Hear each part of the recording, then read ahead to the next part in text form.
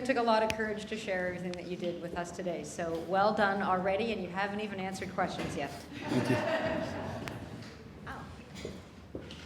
So, hi. It's been a pleasure. I'm Gail, by the way, and this is incredibly courageous, what you've chosen to do. So I'm sure other people noticed, and I think it's important to point out today you had multiple times during your presentation where there's a little bit of error or difficulty catching your breath. I'm just wondering if you could share what you did to keep yourself on track with all these people in the room and with all that pressure. What were you noticing that kept you back to your focus? Okay, well, first of all, I wasn't really paying attention to the fact that there were so many people here. But when I did lose my spot, I just would tap my foot a lot, which for some reason stops me. And just, when I notice I'm missing something, I just go back and read it over instead of looking up and trying to memorize it. So if that answers your question. Well done. So my question to you would be, which coping mechanism works best for you? Depends on the situation. So for this presentation, if I was worried before, I would use something like exercise where it's really easy to do and it calms you down quite fast, as well as self-reassurance, which I talked about. But in the situation, I can't really just stop and just close my eyes and just talk to myself. So I would just take deep breathing and again, fidget a bunch. Yeah.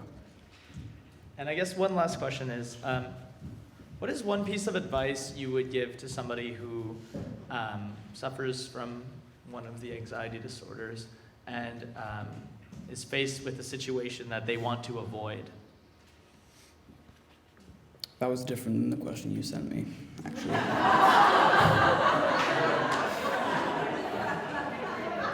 Yeah. That's a very good question, actually. So going over all the tips and little strategies I've talked about, as well as just if they're not in a state where they're able to reassure themselves, just being there, telling them that they're going to do fine, and just being a presence, just to know that they're not alone. And yeah, that's pretty much all you can do. Thank you.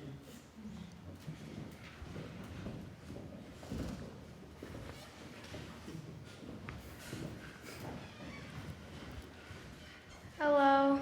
I forgot your last name, but Mr. Durand.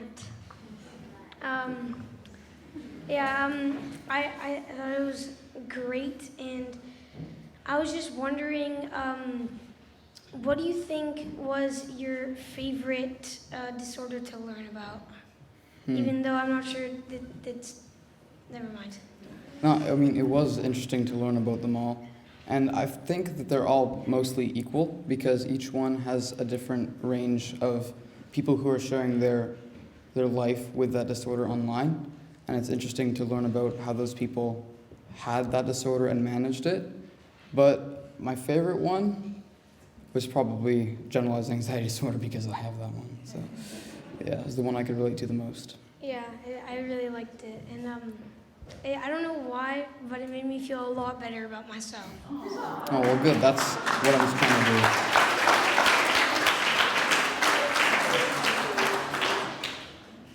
Wyatt, the mic goes to Miss Durand.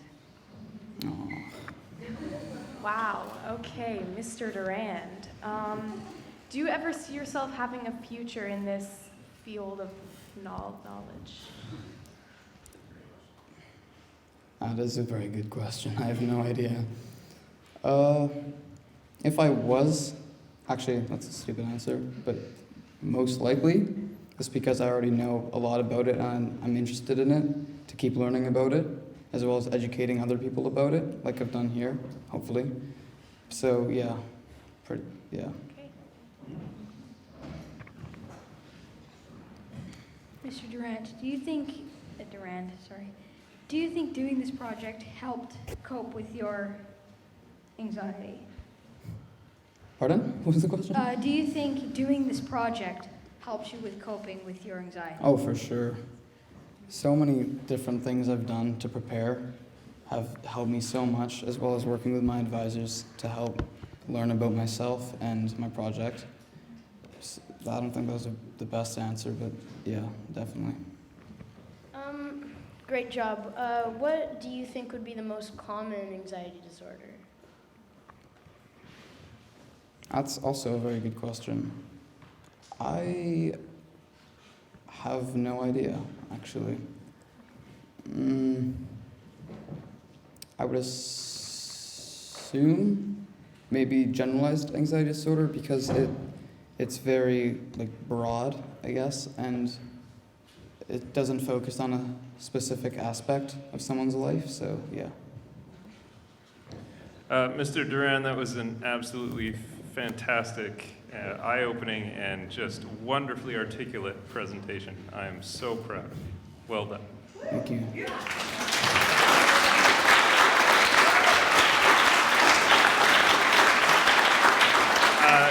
I wonder if you can help me a little bit. What advice can you give teachers to help people with anxiety?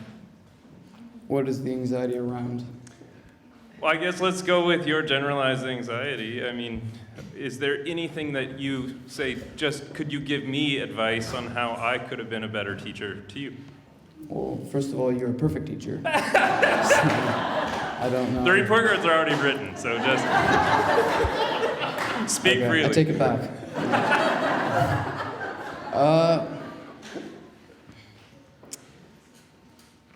It really does depend on what aspect of being a teacher you're talking about. So if you have nervousness around talking to your students, then the best thing is just to do it as much as possible and continuing to practice and noticing things that you can improve on, as well as maybe asking the opinions of everyone else to ask what you think what they think you should improve on. So yeah, I don't know if that answers your question, but it's the best answer I have. Thank you. Awesome job, Mr. Durand. Congratulations. You mentioned that your first year of high school was difficult, and now you've had this year doing this project. How do you see going back to Argyle next year? Will this help you in any way, or what have you learned, do you think? For sure. Last year, I didn't want to stand by a science fair board, even though there are millions of other ones for people to look at. I didn't want to be seen by everyone, and now that I've presented in front of everyone here, I think that I'll definitely be able to do that with a lot more confidence now. So. Great.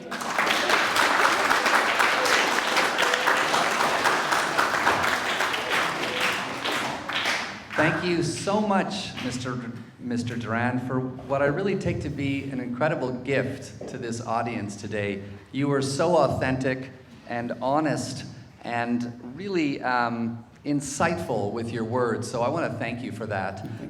As a teacher with students like yourself, we know in society today this is a really hot button and something that we need to address, and I think maybe Adrian was hinting at it too, but as a teacher, what would you advise me to do in terms of helping students perhaps like yourself or with other anxiety disorders? Like maybe one or two things that you would give as advice essential to myself, a teacher, and the others in the audience today. Well, definitely, if the student was suffering from a disorder and you happen to notice that, you don't, in front of the class, go and talk to them, obviously. Well, after class, you would ask them what they need and just see whatever works best for them, and you can help support that. Yeah, I guess also just do research on however that person is acting, if you want to, and just if there's an answer to how to manage with people like that and to help make their experience better, then definitely try things like that for that person. Mr. Durand, I just am blown away by the breadth and depth of what you covered and the authenticity and your knowledge. Really appreciate you speaking today about this. And I guess one of the things that I'm most impressed by is what you're doing to destigmatize anxiety. And as you pointed out, 1 in 4 people will have it in their lifetime. So a question I have for you is kind of twofold. Because today you've done that, right? You've spoken here and confidently and really expertly. what has helped destigmatize mental health issues for you? And what do you see, so for you to be able to stand up there and talk about generalized anxiety for yourself, what allowed you to be able to feel like you could do that?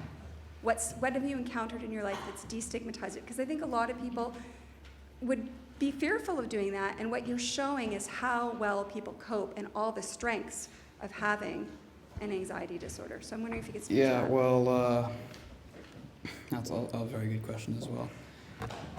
Just a way that I was able to get up here is for the past couple nights, I haven't really been thinking about it that much. So last night I got home from babysitting, and for until 12 o'clock I was watching just random videos. So, and that made me think about nothing to do with anxiety. And I didn't really accept the fact that I was presenting until I actually got up here. And when I was up here, I thought, should I just leave? And that's obvious, I can't do that. So I just ended up getting it over with, and yeah, just accepting that you have to do it, and knowing that you're gonna do fine, and everyone feels some kind of worry. I guess that really did help me. Does that answer your question? All right, good. Bravo, Mr. Durand. I've had the pleasure of getting to know you through carpool, endless rides back and forth to the North Shore from Horseshoe Bay. And you have a wicked sense of humor. And I'm just wondering if you use sense of humor as one of your coping tools. That's a very good point and a good question. And the answer is yes, actually. So for me, whenever I'm doing something like this, I guess the best thing is just to make fun of yourself, honestly, because then it's funny. It's funny for you, and you're not making fun of someone else, which wouldn't make it that as funny. So yeah, that's pretty much it. Thank you for your presentation.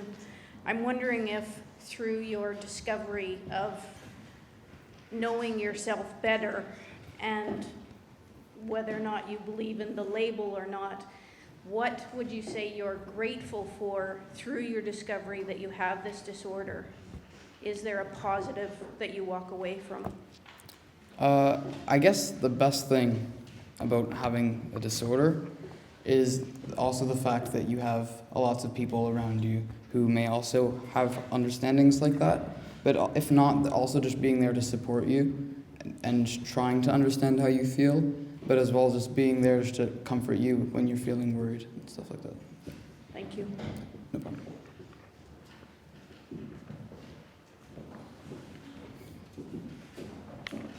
Well done, Mr. Durand. I was just wondering if you think there's a time and place for forgetting about a situation, or should you always try to face it head on right away? Well, as I said, for the past couple days, I've completely forgotten about it. I guess just whenever it gets to the point where your worry is kind of ruining your life, up to the point where you have to do it, I guess that's the best time just to forget about it. You've known that you've prepared as much as you can, and you can't really do anything else, so you just have to go up and do it. But actually, don't know the rest of the answer, but yeah, that's it. All the teachers want to talk to you. Because, Mr. Durand, I really, really appreciate you telling us all about this, and I wish that I'd heard this presentation from you at the beginning of the year so that I could understand you better. And I think that all teachers, all people should know what you're doing. That the teaching that you're giving us is so important, because we're all human beings and we all need to be kind to each other, and to really do that, we need to understand each other. So I think if I don't know why I'd want to give you advice right now, but my advice to anybody with any kind of anxiety or any issues is to be able to articulate to teachers your needs, and I think maybe that's hard sometimes because you don't know what they are, but to explain yourself and say, this is me, I'm different. What you see as a behavior that you think is being defiant or being, breaking the rules is how I need to be to cope with things. So I really thank you for that. Oh, Yeah, it's been really great, and I think everybody else appreciates it too. thank you.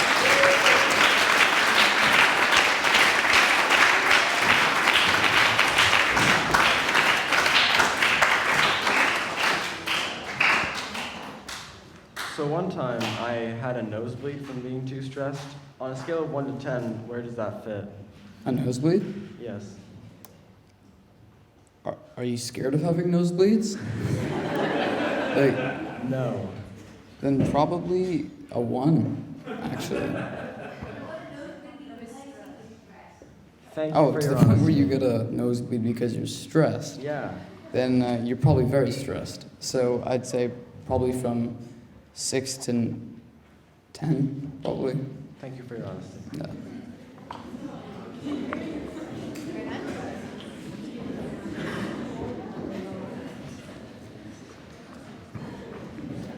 I've had this question since the beginning of your presentation.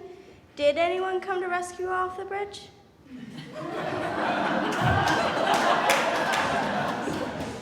No, actually. I had to stand up and just walk a couple meters, but other than that, I was the one who rescued myself.